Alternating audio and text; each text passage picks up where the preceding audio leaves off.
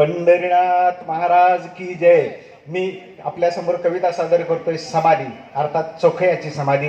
आप्पासाहेब पुजारी सरांनी मला खास करून 3 महिने अभ्यास करून लिहायला लावली, ते आपल्या समोर सादर करतो.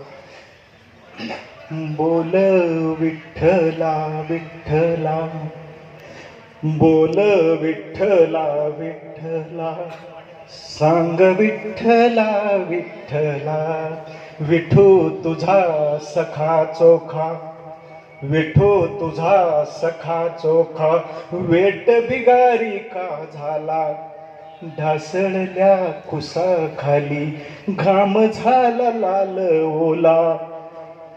बोल विठ्ठला विठ्ठला, वेदनेच्या वादळात चोखा गाताना अभंग, विठू सोवळे नेसून कारेरा उळात दंग, नाम तुझे जपताना सांग कारे घात झाला, विठू तुझ्या चोखयाचा भावनवता का ओला.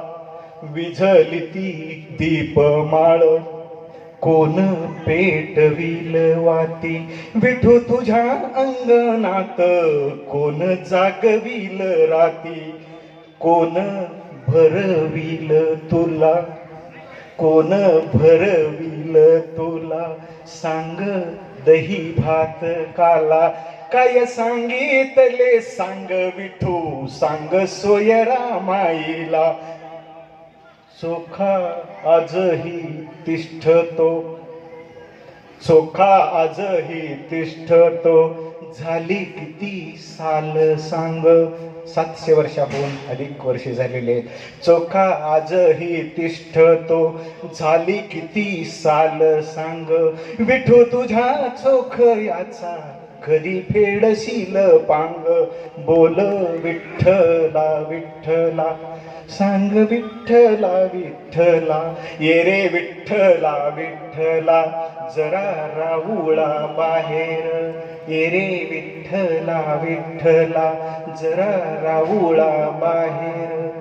चोखा उघडा बुडका घाल मायेची पाखर, रस्त्यावरच्या धुळीत, रस्त्यावरच्या धुळीत त्याची समाधी मळते, विठू तुझ्या मंदिरात कशी समई जळते.